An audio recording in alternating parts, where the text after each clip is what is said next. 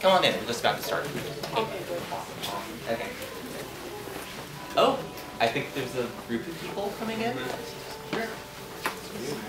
God, I hope we can get chairs. Imagine if we had more people here than chairs. That would be like shocking. Unprecedented. Okay.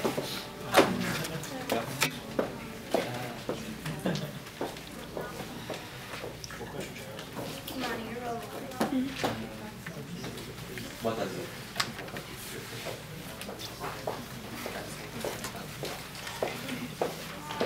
Oh, I don't have a copy of that.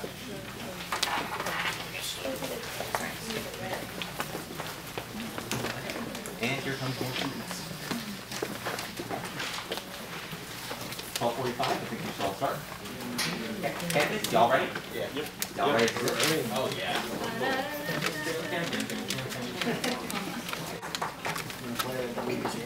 And we're rolling. Awesome. Right. Hi to everyone in the audience.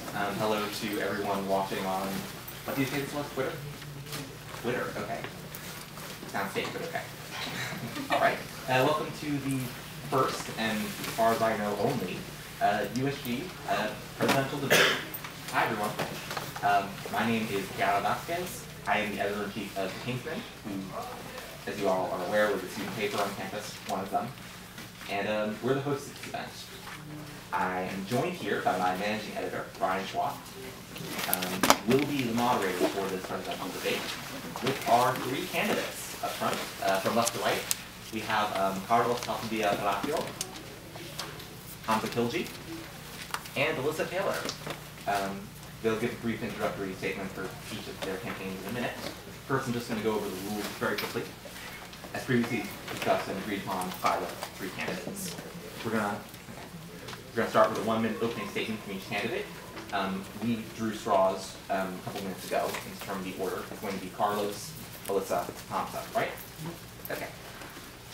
Ryan and I are going to ask questions to all three tickets. They'll go in that order. Each person will have 40 seconds to answer. And then, should a candidate wish for rebuttal, they can just raise their hand or whatever, and there will be 20 seconds afterwards for rebuttal. And at about 1:30, we're going to move on to a live Q&A segment where audience members will ask questions of individual candidates. Or you can pose questions to all the candidates and anyone who wants to answer will do so. So we'll have about, 15, 20, 30 minutes for that. All right. So without further ado, Carlos, start us off.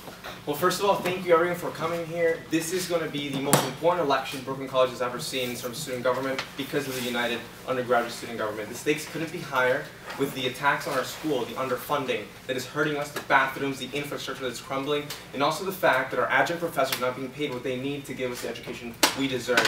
Now, we need bold leadership and we need real change. This election is only really two choices, whether we continue the same or we fight back with an activist student government that's actually going to be your voice. And as an activist, as an organizer myself, this is what I've been doing, standing up to this administration, standing up outside of campus to structures of power, and this is what we need. We need to dream big and we need to fight hard because there's too much at stake today, and I hope I can count on your support. Oh, that's it. So you take full more. Thanks. Hamza? Oh, it's Alyssa, I'm sorry. Hi everyone, my name is Alyssa. I am the current chair of CLA Student Government. I am going into my senior year as a physical education major, and the reason why I'm running for student government president is because I have seen firsthand how things can go, and I've seen firsthand how communication with the administration makes change. And I believe that empowering the right people to do the job, and as my opponent just said, be activists is the right way to do this. So, hope that you can support me in the elections. And Hamza. Good afternoon, everyone. My name is Hamza. I'm a junior. This is administration major. It's really simple. Our campaign is dialing back and focusing on what the responsibilities of student government are, and that's directly to the students. And as we've seen in the past few years, CLAS in particular has been lacking in terms of what they have been doing for the students on this campus. So our campaign is not only bring back school spirit, but actually address and solve the issues that students have been consistently voicing concerns about for the past 3 years, as that's been to a significant extent neglected. And so we hope to do these in conjunction so that the cycle of feeling like Brooklyn College isn't a good school for the students who go here can finally go away. And that starts with the Executive Leadership Board, which I believe that our campaign has the best one to fight for this change. Wow. All right, and timer. For the first question, we're going to go in the same order. You guys delivering your opening statements. The first question for Carlos is what? For everyone. For everyone. And then Carlos first is what led you to Brooklyn College? That's actually a great question. I transferred from LIU Brooklyn, and it was a private institution. Students really didn't have voice and power. I did as much as I could, leading the student strike at the beginning of my freshman year when they locked out over 400 professors, and we won. We won that fight. But unfortunately, in a private institution, you don't have as much power. So I transferred to Brooklyn College because it's a public school. It's the largest engine for social mobility in the world, actually, CUNY. So I believe that together, as students, as public students, we can actually make the change that we need and get the education that we deserve. That's why I came to Brooklyn College.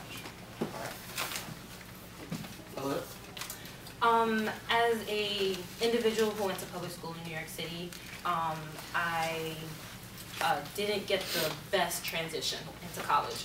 And so when I went to City College of New York in Harlem, which is another CUNY school, I didn't do as well as many people do when they go to college. And after tearing my ACL, I realized that I had a passion for education and a passion for sports. And the only school that was near me was actually Brooklyn College, which both of my parents are alma maters for. And that's why I came here. And Hamza. So I actually grew up in Brooklyn, and then I moved to Long Island, and it was a different experience out there, but after talking with my family, I think I wanted to come back to a campus in the city, and specifically Brooklyn because I grew up like 5 minutes away from here, and Brooklyn College's standard at the time had risen a lot more in comparison to when I was here, and particularly the liberal arts education, which is why I came here, so I can major in something in the non-sciences and pursue some liberal arts education. So, and I really like to feel that out of the CUNYs, this is one of the few campuses that actually has a real campus for me to kind of get this college experience, and that's why I chose Brooklyn College. All right. Thank you, everyone. Next question. Before CLS was devolved and USG was formed, you all ran for CLAS student government. How will you represent the students who have been classified under SGS, namely evening and part-time students? That's actually a huge concern, especially being a smaller population, but with its own challenges. And in my administration, if I become president of the USG student government, we will make sure that we have a specific committee that will help address the evening and night students on our campus. Many of them can be parents. Many of them have difficult work schedules. We need to work with them and represent them. Just because SGS no longer exists does not mean that you will no longer be heard. We will fight for you and make sure that your concerns are heard. Because you are part of the student body, and those students need to be heard, need to be listened to, and their own issues we need to be able to fight for and represent alongside other students in the USG that we represent. Alyssa. So this isn't a CLAS election, as we know. This is a USG election. So any one of the students who are CLAS or SGS can run, and by one of the ways that we've incorporated SGS is we have a SGS student on our ticket. He's actually going to be the secretary, and we want their voice to be heard. And so in creating the documents for USG, I was a huge advocate for making sure that there was representation. And even this year, student government has created events that are nighttime and daytime. So we already represent the students of SGS. And Hamza. Right, so I think at the end of the day, the reason we're going for this USG is because we recognize that there's a lot of facilities that these other students in these other governments are not getting access to. And so the fundamental thing is we as the USG have to provide those activities. And again, like I said, our platform is working very heavily on initiatives that affect all students, and in terms of not only school spirit, but the classes they take and their experience at Brooklyn College. So in terms of that, we're hitting from the level of what is it that defines a student at this campus. So those distinctions, we kind of can do away with them because our platform is universal for all these students. Okay, thanks everyone. Next question. How will you remain accountable to the student body who elects you, as well as those that you work with? So that's an incredibly important aspect of student government. For far too long, student government has been a buffer between students and administration. What I want to do is that we need to open those gates up so that students can directly be able to advocate to the administration and to student government. Student government needs to be represented out in the public. We cannot just be in our castle and SUBO here in our 3rd floor. We need to be able to make sure that we're out there, that we are talking to students across the campus, and to be held accountable and making sure that we can get feedback constantly. And the student support office that we are creating, which is a huge project of ours, which I'm only taking half of my stipend to create, in which students can come to our office, call or email, and we will fight for you on every single level. Can you repeat the question? Sure. Last thought. How will you remain accountable to the student body who elects you, as well as those that you work with? There's two ways to that. One is open communication. So this year we haven't done the best job in communicating, and that's because we use one form of communication, and that's social media. But opening that up to creating our website, bringing that back, email, any ways that we can get to the Student Bulldog Connection, getting our information out there. And then the second part is empowering more students, opening those doors where the committees that we sit on, students of the campus can come to those meetings and know what's going on. Okay. Next question. No, I didn't say anything. Oh. I know, we keep getting confused. That's why we should have switched you around. Okay. Yeah, so this is a huge issue about accountability. The first thing I'm doing to prove my worth in terms of I will work for the students, not for the money, I'm giving up my entire stipend, right? That's $4,000 coming back into the budget, right? And that's what I urge every one of these candidates to do as well. But number 2, collaboration. Student government lacks its lending hand onto other clubs on this campus, and what collaboration does is it provides accountability on the part of these other clubs where they can directly keep you in check that, hey, you're not interacting with our clubs, we're promoting these events properly, so that does keep us in proper check. And so that's going to be a huge part, because as far as like what student government does, insofar as we don't collaborate with other clubs, we don't have another entity checking us because of our power. So collaboration is going to be the emphasis on this with other clubs. All right. Okay. Next question. Do you support the 7 or K strike demand being made by the TSC, the faculty union? I should specify before we start. These questions were sourced from various people. TSC CUNY actually recently put out a statement saying that they do not, as a group, support the 7K or strike movement that's being made by individual adjuncts for the most part. TSC's upper leadership has denied connection to the movement. But the question still stands. Do you support the 7K or strike demand being made by adjuncts, let's say? Carlos? Absolutely. 7K or strike is a movement because our adjunct professors are being paid starvation wages. They need 2 to 3 jobs to be able to sustain themselves while also trying to teach our classes, and that is directly hurting our education. So as students, we need to be united with our professors, and not only do I support, but I was actually part of the initial organizing last year of the 7K or strike, and I've been mobilizing with adjunct professors, with other students to demand a fully funded and free CUNY, and that includes making sure our professors actually get the wages they need. Because when we look at it, the president of the university, the chancellors, they make $500,000, yet our adjunct professors are starving. That is immoral, and we need to fight as students because this is a common interest that we have. Alyssa? So I myself actually currently work 2 different jobs to support myself. And so I resonate with the adjuncts having to work 2 or 3 jobs to support themselves. And as somebody who's going into the education field, I 100% support the 7K or strike. Teachers are the most valuable people. They educate literally everyone. And without them, we wouldn't know anything. We wouldn't be where we are, and we wouldn't be able to excel.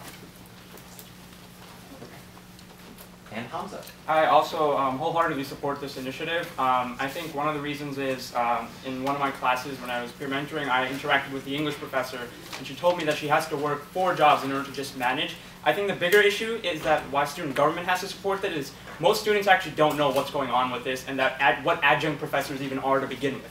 And I think that's an issue that we as students have the responsibility on the executive board to tackle and inform the Brooklyn College population that your professors are working this hard, but they barely get paid. Their salary is comparable to McDonald's workers, right? Okay. Alright.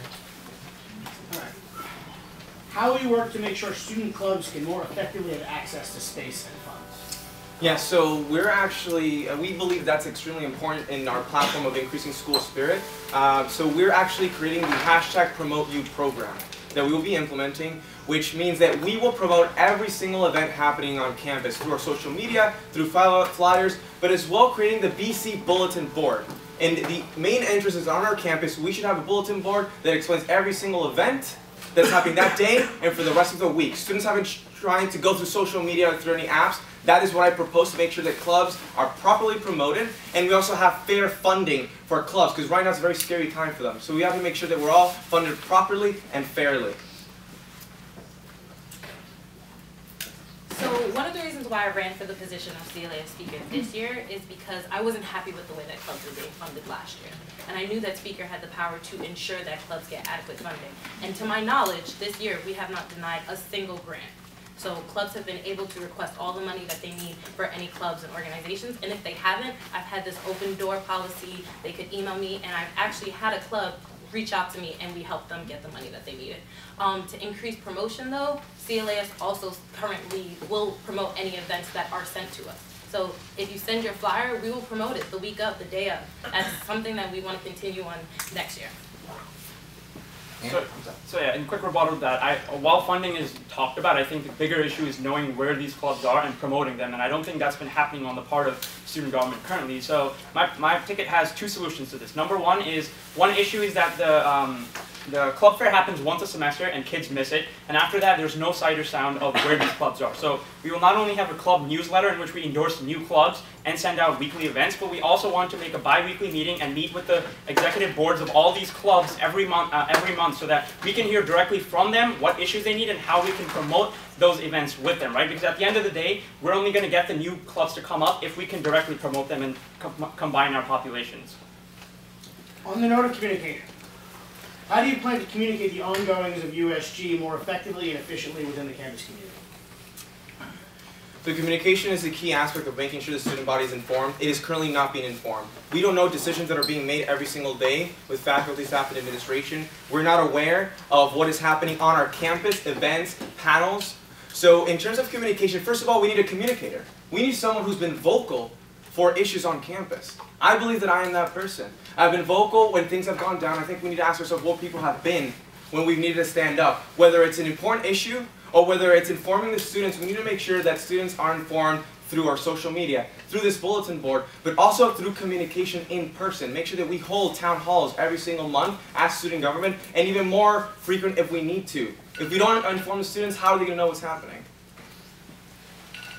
So one of the ways that I hope to increase communication is publishing a calendar of events and meetings that are happening on campus, because there are a lot of meetings, policy council, BCA, that the students don't know about where huge decisions are being made. So if they know when these meetings are, they can also ask like what's happening during those meetings. Another way to increase communication of USG is going out there and having an outreach committee, hosting these events where we speak to the students. That's what I believe is the best way, outreach. So I think just like this was an issue with participatory budgeting, is not many people know about it. And while this advertising and stuff does work, I think the best way is reach out to professors and speak in classrooms, right? Because kids go to class, they have to attend it, and if we do have the ability to speak in class and directly talk to them, we can now directly expand. And this is a little different than just talking on campus or just one person. We need to kind of start from the top and kind of trickle down all over, and this can be done effectively through professors, because if professors believe in it, right, and they can help us promote this in classes, kids will have to listen, right? As opposed to trying to annoy someone on the quad who's walking and he doesn't want to listen to me, we can just go onto the classrooms itself and tell the professors. And that was very effective for participatory budgeting, even though it was done a little bit. I want to do a quick rebuttal on that. I think that class time is very limited already, and professors need their full time to actually educate your students. It should be on us, student government, to be able to ensure what is happening on campus and work with administration, who has a large social media platform as well, and an email list, so that we can make sure students know what's happening, not put the burden on our professors who already are not being paid what they need to be paid. Can I rebuttal that rebuttal? Can I rebuttal the original statement? Wow, okay. Alyssa first, then Hamza.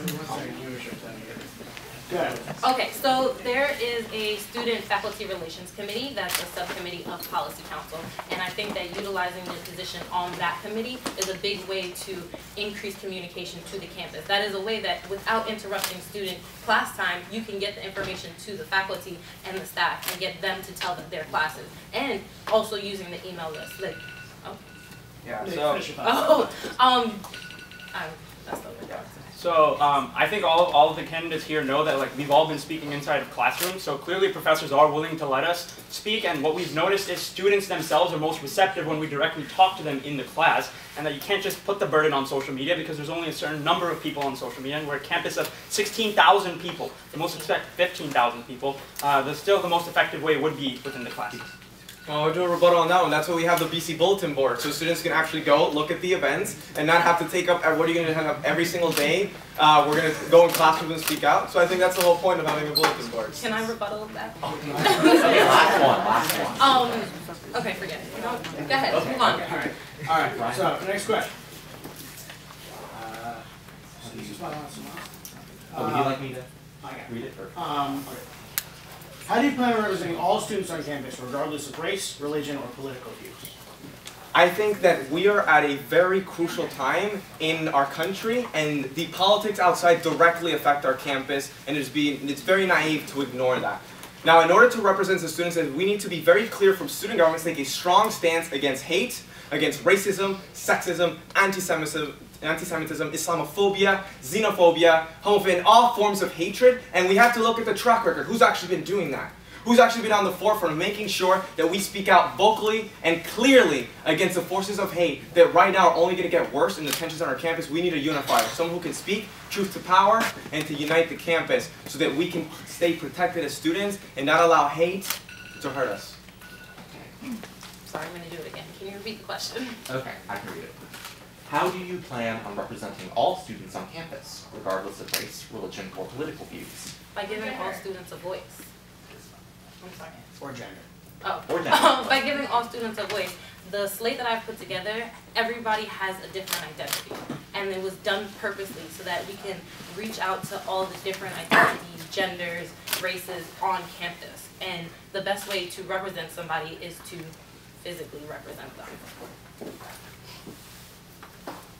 Again, so one of our initiatives as a platform is to work on universal events that everyone can attend as students, not only, but second, and I mentioned this before, that student government needs to reach out to collaborate with these other clubs on campus. That so these may be minority clubs that are not promoted enough, but need the help of student government to kind of get their balls rolling, right? And what this looks like is like student government collaborating not only on an event, but attending that event, right? Not just saying go to this event, but we show up and we show our support so that these people get more attention on them, right? And at the end of the day, we have to realize that we are fundamentally all students, and as students, we have to have some common events that we can all enjoy. So our platform uniquely brings those school spirit events that brings everyone together, and we promote these other clubs.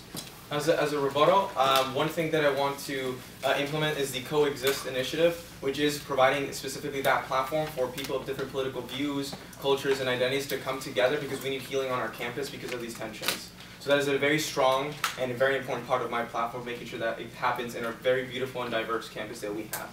Can I rebuttal that? You can rebuttal. Yeah. Rebuttal. Yeah.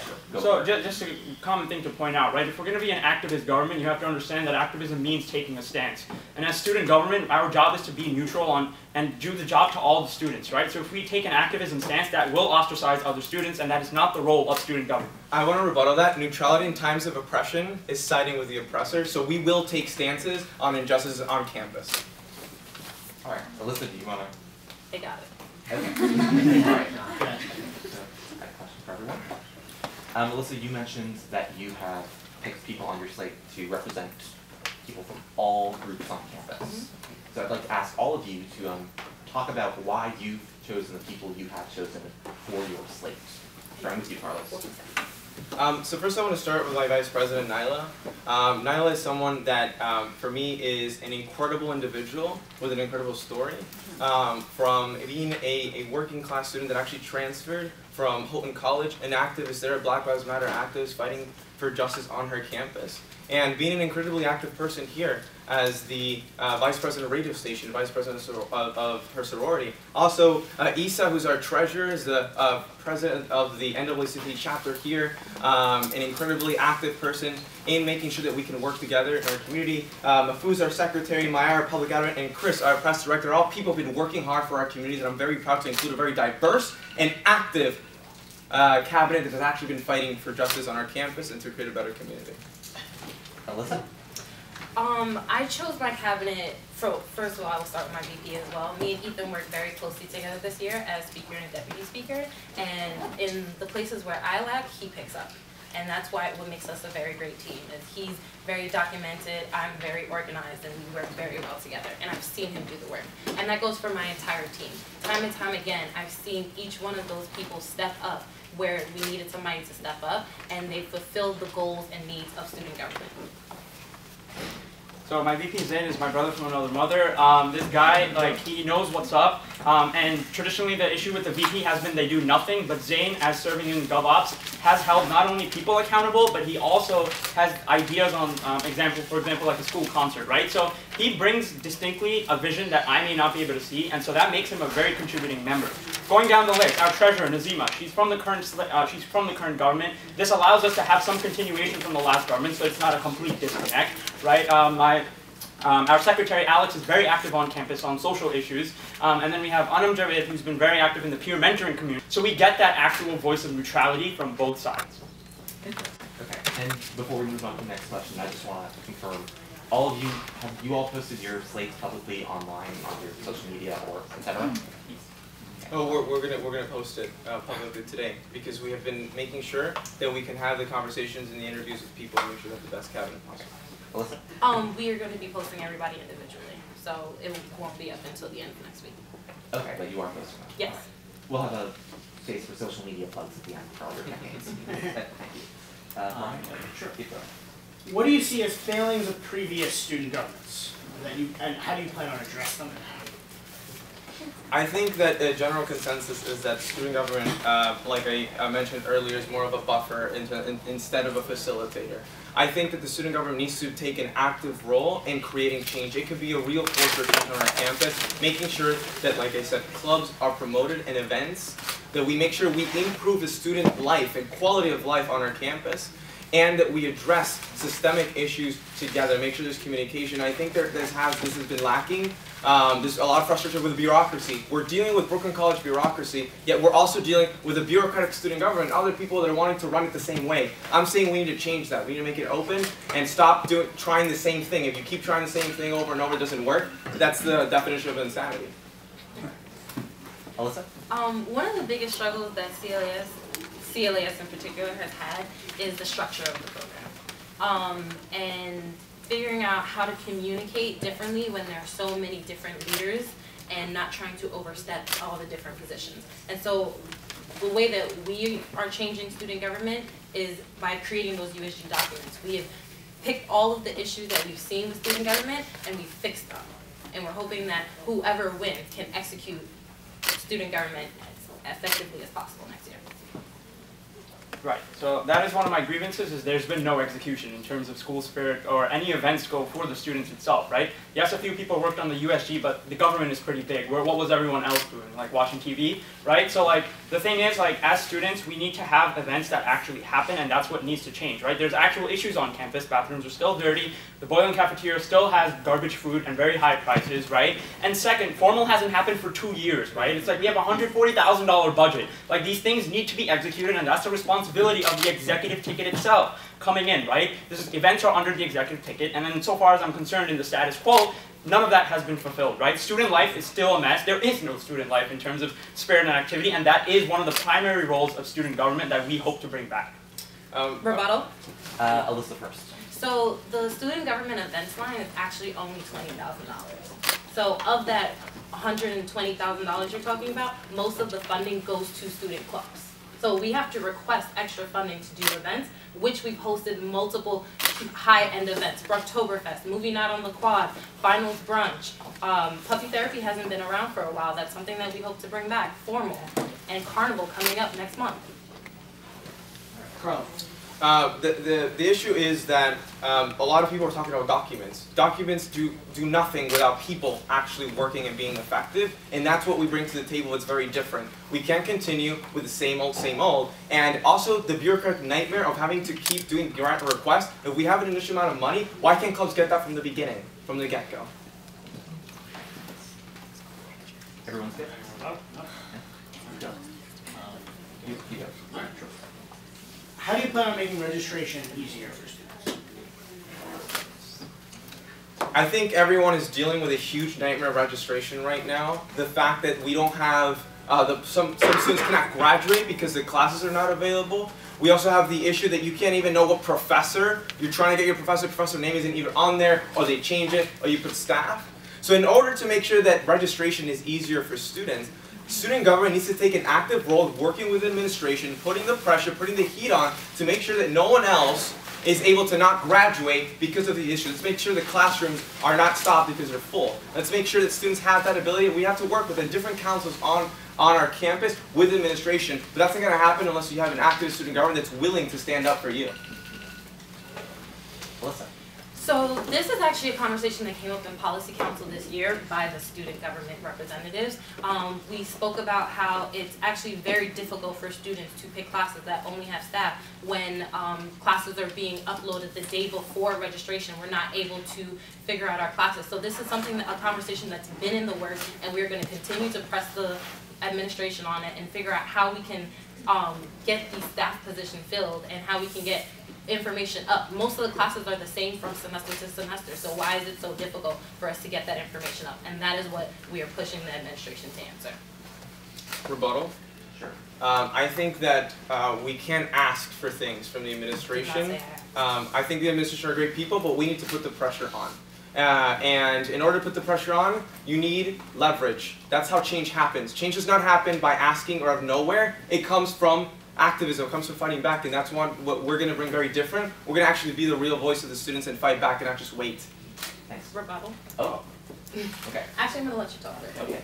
So antagonizing the administration is not the way to go. Yes, in the past we've had trouble working together, but as they've shown in filing USG with us, they're more than willing to work with us, right? So we have to have open talks with them. And number two, our leverage doesn't have to be from a person. Our leverage comes from the fact that 3 governments will now be 1 government, and that gives us more power as students to talk to the administration, right? Because we are now officially 1 major government with more power and more money, right? So we have actual leverage because it's not displaced between 3 different people. But also, again, registration is also about informing students and letting them know when it happens, what they have to do, and that is not done well at all, right? Sending emails is not enough. Again, we have to go out and speak to the students in classes, and information of students is the biggest issue that I think we have to fight in this situation. I want to do a rebuttal. Okay. We're going to let, I think, let's go first.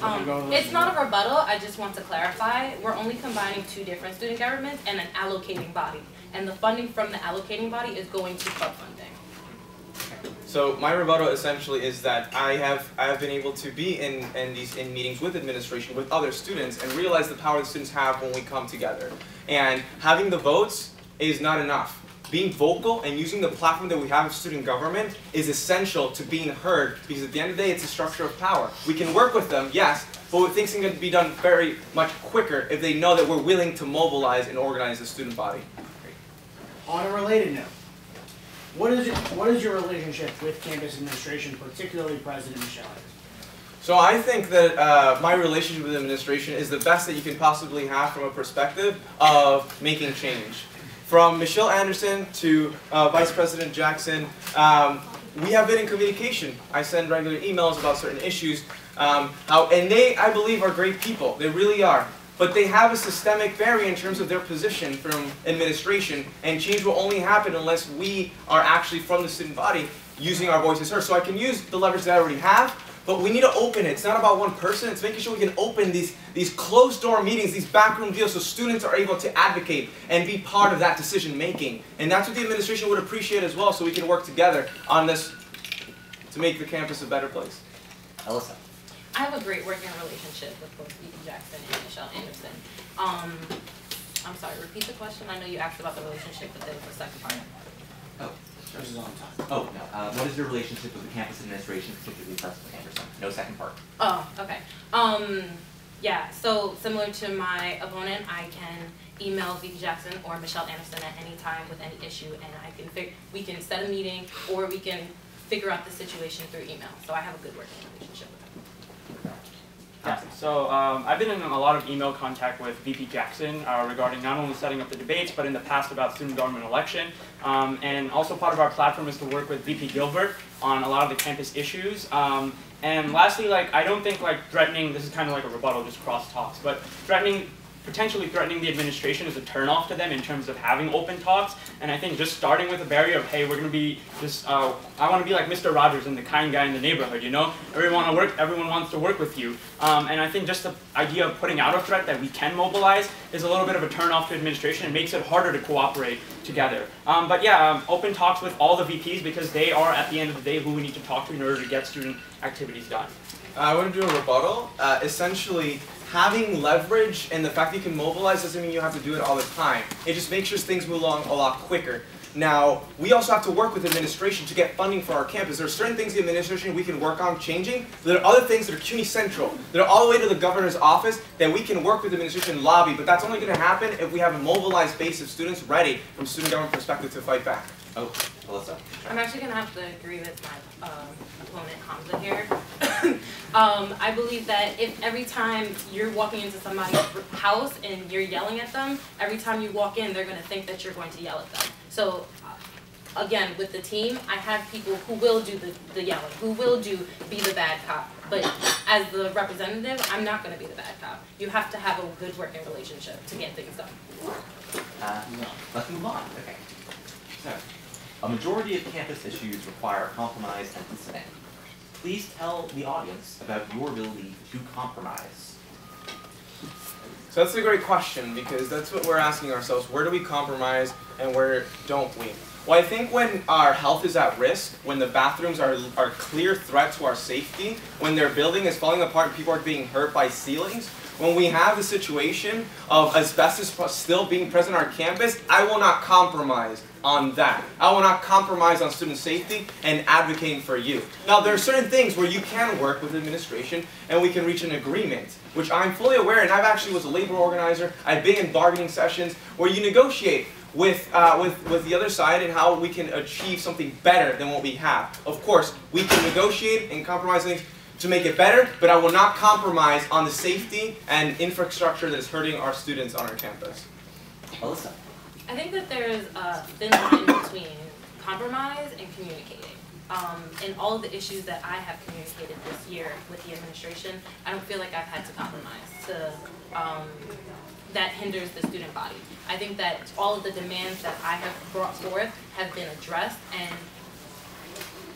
yeah, without any need to compromise. But in the need that there is a compromise, I feel as though I can be flexible in that aspect.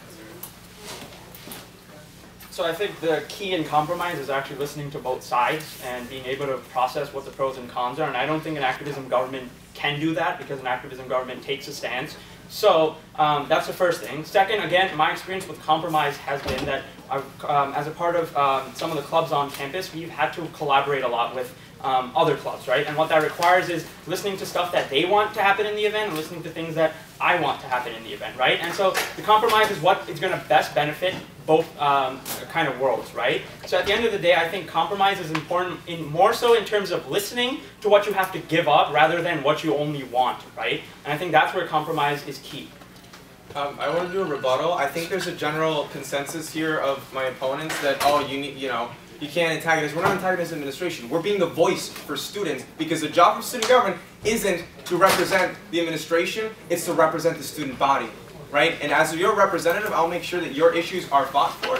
And also, in terms of compromise, the Puerto Rican Latino Studies program, actually, there's a huge mobilization of students to make sure that we save the understaffing of that department. And there was a compromise reached. There's an extra permanent line. And it wasn't exactly what we all wanted, but it was a lot better and saving the department for the future. So I have also my track record of making that happen and working with other people to make that happen. All right. We have 10, 15 minutes before we move on to the individual questions. So let's move on. How would you improve facilities on campus, such as the bathrooms, the gym, and the track? Carlos? Yeah. So we have to understand where the underfunding is coming from. We will work with VP Gilbert to make sure that the facilities are addressed. The Instagram page Brooklyn College has actually been a huge part of the creation of the BC Fix-It app, of making sure we bring light to the issues. We're proud to have been endorsed actually by the Brooklyn College Instagram because we will tackle and address that issue. We will make sure that the funding that we need from the campus it comes here, but also from CUNY Central. There was a 90-day challenge that was triggered a year ago. Let's trigger that 90-day challenge again to fix the bathrooms, make sure that we address the systemic issues that are hurting students in the infrastructure, and that money comes from CUNY Central. So we're going to work together to mobilize the student body and make it happen. So CLAS was a big part of the Brooklyn College movement last year. Actually, many of the members went out and got some of the images that were posted on the page. And once VP Gilbert started the 90-day challenge and fixed what they could on the campus, they implemented the sticker system. So now it's about communicating with the students and getting the students to report what they see is broken. The system is there to fix it. We have to speak up and when we see something that's wrong and not just wait until we're posting it on a We're going to build it because one of the issues I see is yes, we're underfunded, but that doesn't mean we can't see cleaner facilities on this campus. A lot of times the bathroom doesn't have soap, right? So we're going to work with VP Gilbert not only to ensure that on surface we can have a cleaner facility that we're a little more likely to visit, and then we can also focus on funding issues, right? So it's not just a matter of we're going to hold off fixing the bathrooms until we get funding, but we can work with VP Gilbert, and he has shown initiative putting the stickers in the bathroom to say that we can get cleaner, more acceptable bathrooms that I can at least want to step into without throwing up or feeling sick, right? And that's the first step towards making this campus feel a lot more better like our home. Rebuttal? Oh boy. So when talking about these issues, let's look at the protests that actually happened at the Board of Trustees last year, where several students organized. I was part of that too, in which we were calling out the student activity fees attack, but also the conditions on our campus. So we have to look at who's been there, who's been organizing, who's advocating vocally with other students. And that is extremely important in moving forward to making sure that we can ensure that our campus is safe, our bathrooms are clean, and also that we have feminine hygiene products in the bathrooms. No one should be having that issue. So my rebuttal is that there's already a committee for this. There's no need to create more committees that do the same job of the committee. It's actually a policy council committee. It's called the Campus Planning Committee. And so we have student representatives on it, and we just need to have the student representatives speak up about the issues that are there. Everyone's spoken? Okay. We have a couple of questions left. So We're going to go with a couple more questions, then we're going to go individual questions for the three of you, and then we'll move on to the audience Q&A. Wait, did we get closing statements? Yes. yeah, do go. Can we take a short break? No. No, we're kind of short on time. No, we have to leave promptly too, which is why we've got half an hour before time. I'm going to step out. Okay. Okay, be back in like a minute. Okay. We're fine, by the way. All right. Yeah. Okay. All right. So, The next question then, what kind of campus-wide events are you planning to hold in terms of school spirit? Yeah. In terms of school spirit, first of all, we need to take into the input and the account of what students and clubs want. I think, first of all, our objective and priority should be to make sure that clubs have the promotion and the funds to have big events. Now, there's other things. We need to have a common platform. The quad is beautiful. Why aren't we having culture events? Why aren't we having some sort of, concerts or parties? We should be able to promote that and make sure that it's in collaboration with a lot of clubs, with student government being the engine for that. So there's many events that we can do, cultural events, we can do religious events, that people can get to know the different parts of the campus and how rich our community is. Let's bring the campus together. Let's unite our campus through these events, but let's also listen to the students. Let's not make a decision from student government perspective. Let's listen to what we want. all right. Alyssa has stepped out, so we're going to Hamza. Yeah, this is why our platform is beautiful, because we actually have direct, specific events. So first off, we want to bring a Brooklyn College talent show, right? We want Brooklyn College students to showcase the talents that they have, and the community is only going to become a community if you know what other people are bringing to the table and what they're like, right? Number two, we have a separate concert fee, right? A separate budget to set aside a concert, right? Stony Brook got Post Malone, and we're just out here recycling, right? So we need to get a concert budget. This is what my VP Zane will be in charge of, right? And number three, actually making formal happen, and we're going to do this by putting pressure on ourselves and bringing it into the fall, right? If ATA could host it with $1,000, why couldn't CLAS with its mega big budget hold formal for the past 2.5 years, right? So these are just some of the specific events that we're going to host as student government, and we do have a responsibility to unite everyone on one front. Okay. I want to rebuttal on that. No, we're going to let Alyssa answer the question first. Alyssa, the question was, What kind of campus-wide events do you plan on holding as far as school spirit? Oh, this is my favorite part. I actually have been building towards a spirit week. So this year we have added game night, we have carnival, movie night on the quad, and finals brunch, and then the final survival kits. We're also hosting a senior barbecue, and that's just this year. Next year I'm hoping to bring in homecoming, bring back formal, puppy therapy. Just to explain, one of the controversies with puppy therapy has been that in the past we've used puppy mills, and we do not want to support a puppy mill. We want to get or dog shelters that are taking care of the animals, and that's why that hasn't happened. And he's right. For ACA and SGS were able to do $1,000 formal on campus with a very low turnout. We want to have lots of people come, and in the past, 400 people have showed up to formal. So it is a funding issue. We need to find a location that is adequately priced and also have in a good location where students can show up. Carlos, you'll rebut first. Yes, I just love the idea of spending hundreds of thousands of dollars. I'd like to know where you're going to get them when our bathrooms aren't even fixed and clean. So I think that's very interesting. However, I think we can use the budget that we have to ensure that there's Greek life that's actually been ignored. Why don't we ensure that Greek life actually has the support of their events? They do amazing. We have Greek Week. Why don't we endorse and support that? Also, intramurals. Why don't we have intramurals? That'd be an amazing way of bringing our campus here in fun activities and making sure that we do have formal. So our administration will also ensure we have formal every single year. Yeah. So yeah, events and planning are all good, but where's the execution, right? What I've specifically brought you is I've actually partnered with Kappa Sigma on an event in terms of Greek life, for a BC fitness competition. Number two, we're partnering with another fraternity in an upcoming philanthropy thing, right? So it's about, I have actual track record of working with these other clubs and collaborating. It's not just about, I can say I will propose these ideas and we haven't seen them being executed. That's the issue, right? Formal was planned, great ideas, but they haven't happened, right? And that's on the burden of the leadership to prove why we should even buy the fact that it's going to happen next year. Okay, and Alyssa, and then we'll move on to the final question before. So student activity fees are just that. There's fees that students pay to have activities on campus. So yes, student government has a fund for hosting events on campus. And that's where that funding is coming from, and that funding is going. I had a second point, but... Carlos, I'm not going to let you rebut. I'm No, sorry. we're going to show time so we get to the funny. All right. So, final question before individuals. Right. How do you feel about the transition from CLIS and SGS into USG, and could the rollout have been better? That's a very good question. I think that it can be really good or can be disastrous. It depends on the leadership. Right now, having a united undergraduate student government can be key and crucial to uniting the students and making sure that we can outvote in the Brooklyn College Association and other policy councils, the administration and others when we need to advocate for the students. So a united student front is very important. However, I do find it interesting how very few students actually knew that this was happening, how there's been very lack of communication. Apparently this has been worked on since September, but very few students outside of student government knew about this. So I'm not sure the rollout was as transparent as it should have been. Very few students did not know about this. It needs to be a better job to be advertised. However, let's use the power that it does have now to create real change on the campus that we desperately need. You ready?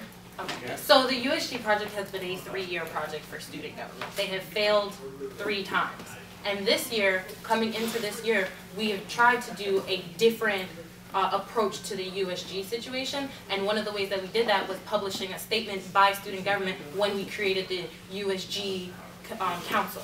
And we, as CLAS, were sidelined and hindered in the progress because of documentations and process and CUNY Central and all of that. And it became a situation where at literally the 9th inning, they told us this is how it has to be done, and that is why it is being communicated the way that it is. And so yes, I do feel as though it could have been better, but that there were reasons why it happened the way that it was.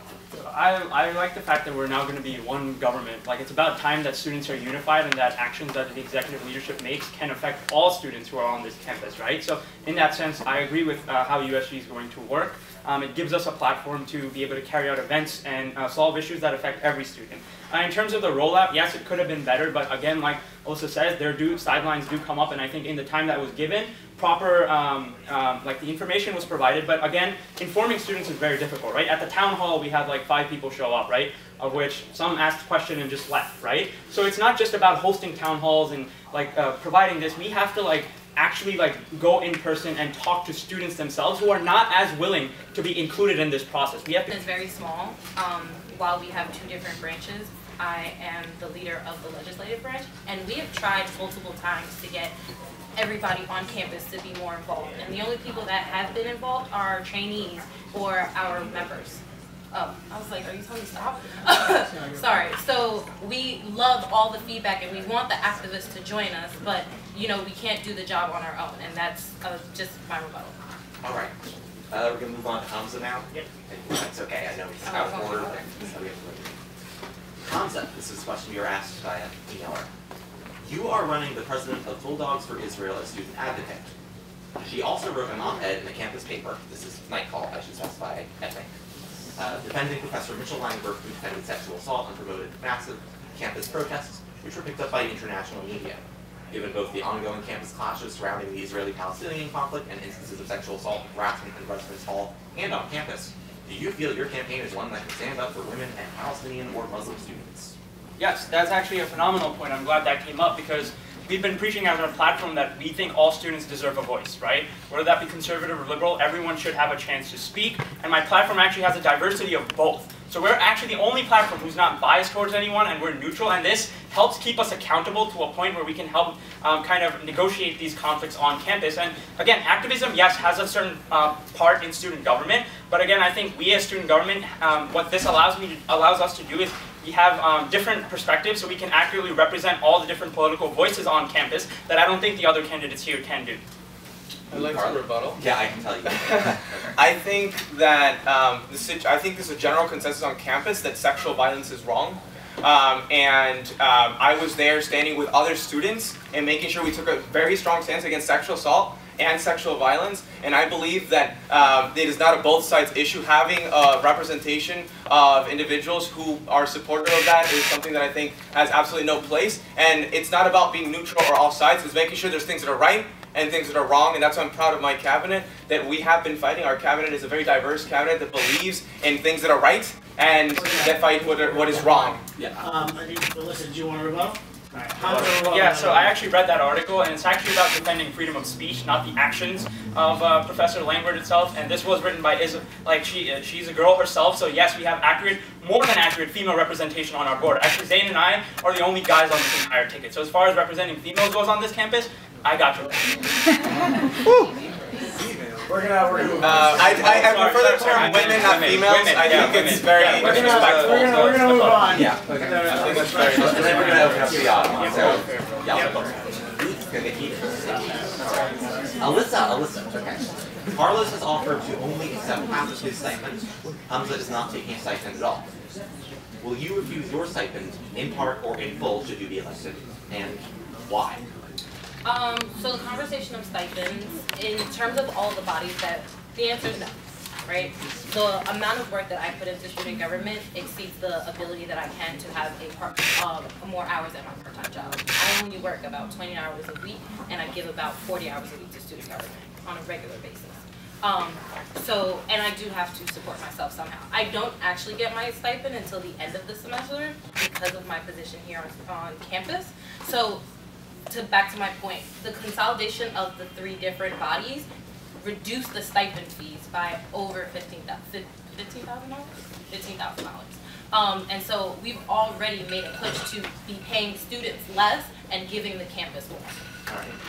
Carlos, are you rebutting? Not necessarily rebutting Alyssa, but essentially I think that the reason I'm taking half of my stipend is that, first of all, I'm committed to doing the work. I can't afford not taking it all because it's a serious issue, like one of my opponents. However, in terms of making sure that our money it's too much money, honestly, $4,000 in my opinion, so that's why I'm taking that pledge of half of the stipend. But completely not taking the stipend is actually, I think, an issue because students need, especially as working class students, we need to focus on our efforts as student government.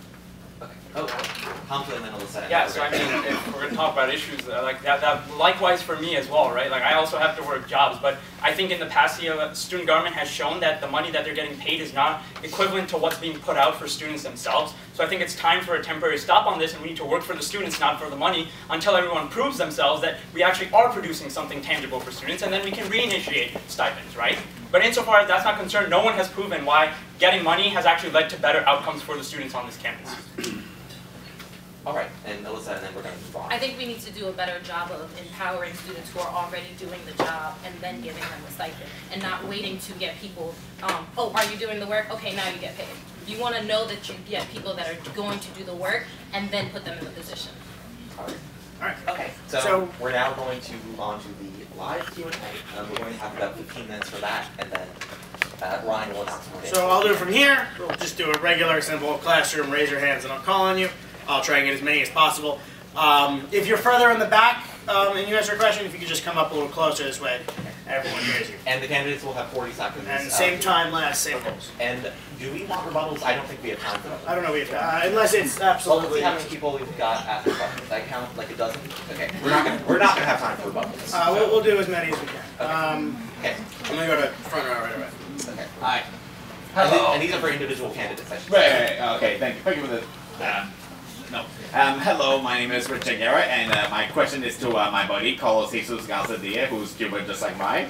I love the fact that I'm finding more Cubans in New York, actually. But here's my question to you: since I know you're from Florida, why did you go to school in New York and not from Florida? Love to hear your thoughts. That's a great question. In terms of the college experience that I wanted to get. And my career as studying political science, New York, in my opinion, it's the biggest melting pot of the country, and I wanted to come here to New York to experience the incredible diversity of the city, but also the history of struggle, of activism, that unfortunately is not that present in Florida, but it is in New York. However, Florida is still in my heart.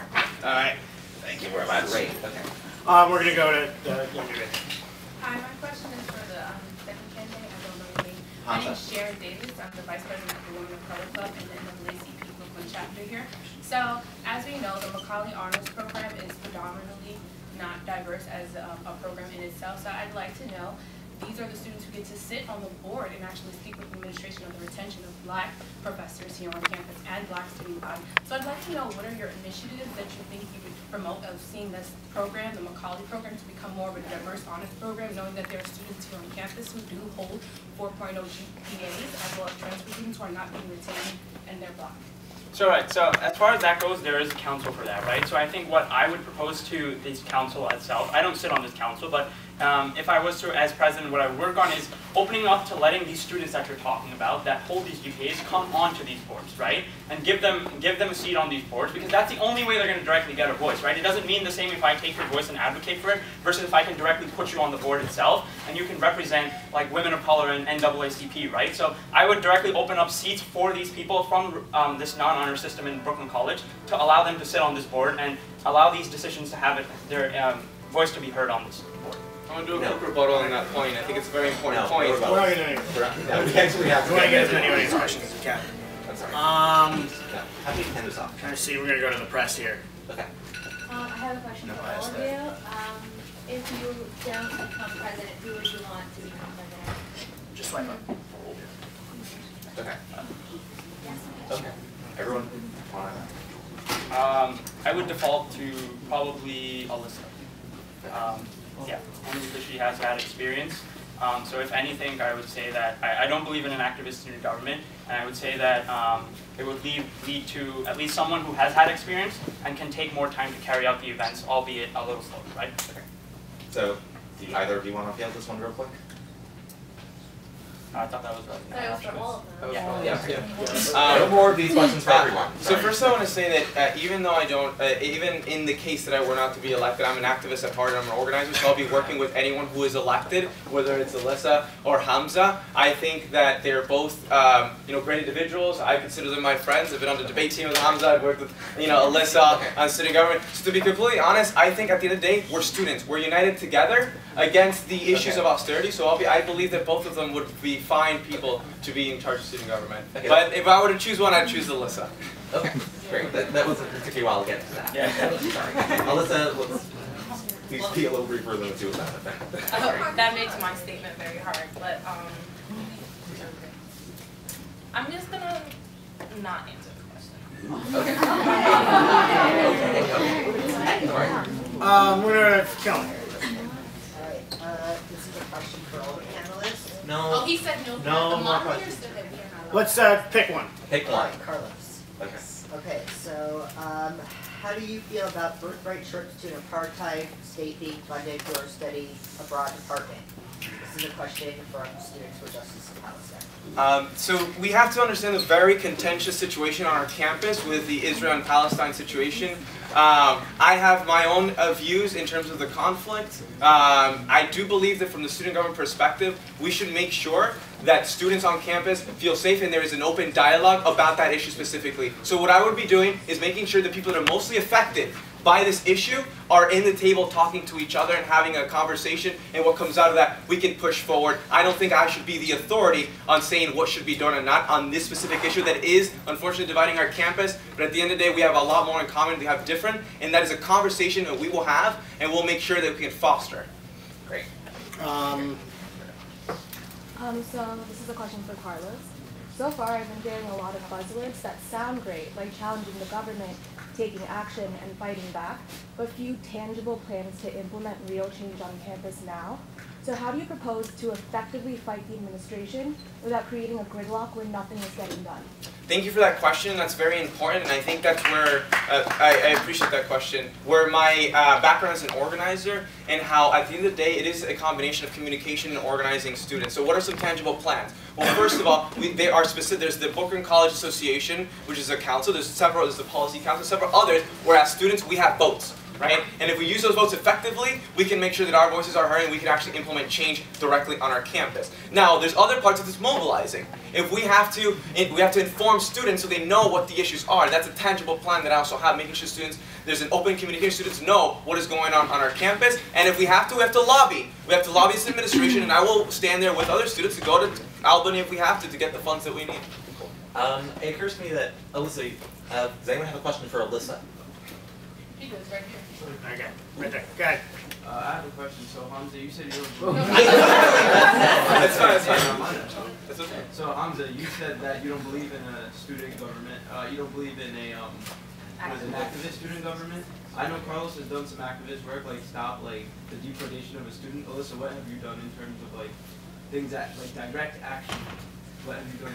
I've actually been to Albany twice this semester itself. I've lobbied on behalf of students in CUNY, and I've also sat in a room with senators and assembly people to discuss different issues on campus. But it's not just about me. My team is a group of people who are willing and ready to be activists. Our student advocate, one of his plans is planning multiple trips to Albany to lobby and to advocate for students. So it's not just about me. I do myself, but there's also my team. Can I just clarify something? No. I'm sorry. I want to move on. I'm going to go to Corinne. Hi. Okay, so quickly, show of hands. I do have a specific question. Quickly, I'd like a show of hands. If you're elected, will you commit to go to the CUNY USS Council of Presidents meetings with the chair? Yeah. Okay, and then my question, again, whoever wants to answer, take it. I've worked with all of you, but this question's for Carlos. I've worked with you, Carlos, but I was, in terms of your activism, in terms of the 90-day challenge specifically, I heard you taking a lot of individual credit for a lot of things that have happened on campus here. I'm just wondering if you could speak a little bit to the people that you've been collaborating with throughout the campus. That's a great question, and one thing that I mention every time I talk about my activism is that I've collaborated with people, that I've worked with you to make that changes. Thank you. And I've worked with other students. I worked with students that are part of the Puerto Rican and Latino students. So in terms of my activism, it's not that I am the only outspoken person. It's that I've worked with other people that are outspoken together and bringing people together to make that cause and putting in my work. Sometimes I have to be the spokesperson, sometimes I have to be behind the scenes and organizing, but my commitment to making change is something that I believe no one can question. We're going to go to this right here. Question for Carlos. Go ahead. So, Not to mention that you prefaced your speech by saying that you came to Brooklyn College to give yourself some power in activism, not to only say that you do not give credit to the people that you have been collaborating with because none of the people here have heard it from you before, but on terms of your disrespect by reaching out for your platform. 2 days ago, you walked into my English 10-12 class, took time away from my professor, shoved your platform down the throats of the students in front of us, passed around your white clipboards until we all signed them, and waited for people to sign them until you left. So can you contend with the fact that, to me, your platform is built on disrespect and you being the sole dictator and leader of this platform?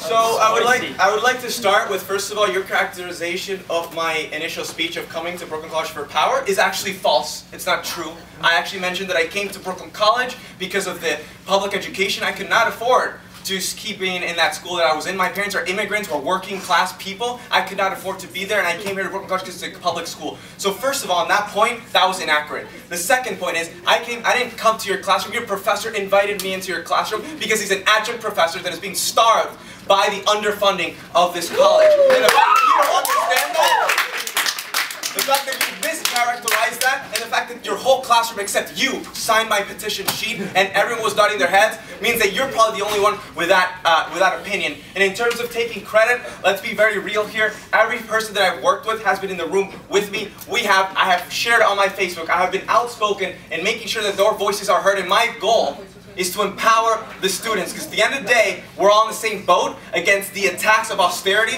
from the governor all the way to this administration, and mischaracterizing. I think you should also, I think, last thing, we should mention that you are supportive of my opponent, and that was a very biased question.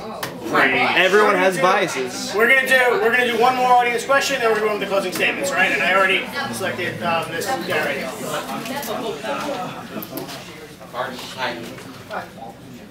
My name is Carden.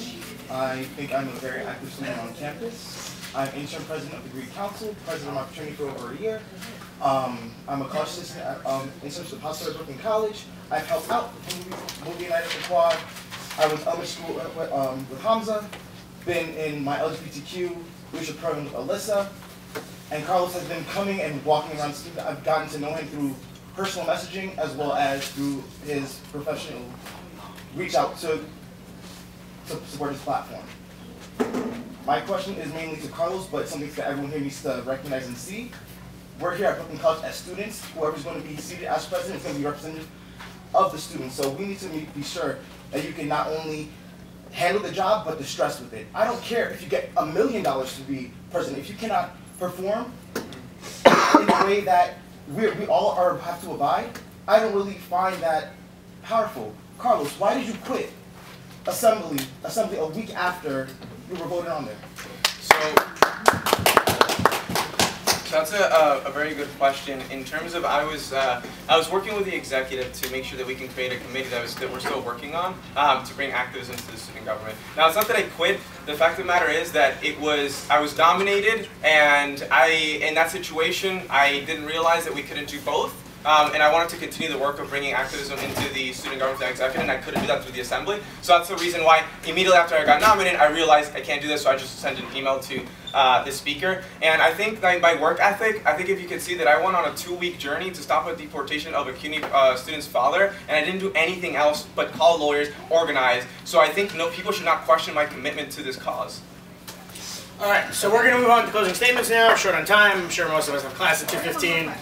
We just want to go straight to, because we only have, I think, 5 more minutes. Yeah, but we have to leave. What time is it exactly, Kira? It is exactly. I have a question for Alyssa. Hold on. Oh wait, no, you have a question for Alyssa? Yeah. All the questions are all the questions are for Carl. Let's go with the questions. Let's go with one question. Let's go with one question for Alyssa. Okay, my question is, for the incoming Senate, how do you propose to help them involve in their roles, to educate them, and their positions? That's a question for me. Yeah. Yes. Oh, my apologies. So for the Senate, the Vice President is actually the chair of the Senate, and I trust that the Vice President, in his role, or whoever's role it is, will have communication with the Senate and education. But with that, one of the things that I'm trying to bring, well, my slate is trying to bring back to student government and to students and representative clubs are trainings. we need to have trainings for Robert's Rules of Order, how to have an event, all of these things, how to and navigate the campus. That was something that did not happen this year, and it needs to come back. So educating them based off of training, and then giving them the tools that they need to do what they have to do. Great. We're gonna move on to closing statements. Just for time's sake, I'm sorry if you got a question, you get a chance to ask it. Good thing there's social media. You can always, I'm sure, all candidates will be open to talking after and answer questions or on social media and stuff, although I can't speak for them. We're going to go to Carlos first for closing statements. And everyone gets 40 seconds. Yeah, so first of all, thank you everyone for being here, for being involved in this very important election and the questions. I think the choice is very clear. There's only two choices, like I said. Whether you want to continue with the same old, people who continue the same things, or real change on the campus and empowering you. From my position, I'll make sure that all of you are able to advocate for yourselves effectively from the student government perspective. There's too much at stake with the underfunding. We need someone who knows and who has been actually endorsed by the chair of the University Student Senate, who is the only student representative of the Board of Trustees, so we can fight for the underfunding, but also here on our campus, make sure school is fun, that we have a quality student life, and then we can make sure that activism is the way that we achieve the changes that we need, and we hear the students and fight for you and represent you. All right. Let's hold our applause. We're going to applaud for everyone. Okay. Oh, we're going back in the normal order? Yeah. Okay, so also, again, thank you for coming out. This has been a much bigger turnout than last year's debate, and so I'm so glad to see all these faces. For me, the main things that I want to achieve next year are advocating on behalf of the students, creating a team of outreach people, and involving the student campus to do more work within student government and within the campus. And I hope that all of you here and all of your friends can all support the student government mission and get involved and have a voice. Thank you. All right, and finally, you're going to stand up for this? Okay. Ladies and gentlemen, I'm going to leave you with some comparatives, right? So what you have to consider is if we're not elected, can we carry out what we want to, right? If Carlos says he has the power as an activist, then he doesn't need to be president. Alyssa and Ethan, as establishment candidates, haven't proven to us that they can fulfill their duties as student government, so why should we believe that they will continue to do so next year, right? We uniquely bring you specific initiatives that are specifically for students, right? So we think that we deserve an opportunity to come into office, right? But not only that, but we also know that we're going to actually be able to fulfill these roles, and we think that we deserve an opportunity to bring school spirit back, right? And it's not that I'm against a student government with activism. Activism plays a key part of it, but it's not the 100% image like is being depicted. Vote Kilji Karachi for your next USG. All right. I want to thank everyone for coming. What? May 2nd. Okay. I want to thank everyone for coming. I personally am kind of surprised by how many people showed up. I was expecting a single digit, so thank you all for coming. I appreciate it very much. Thank you to the candidates for coming and debating. Thank you to WBCR for filming it and hopefully posting it on something.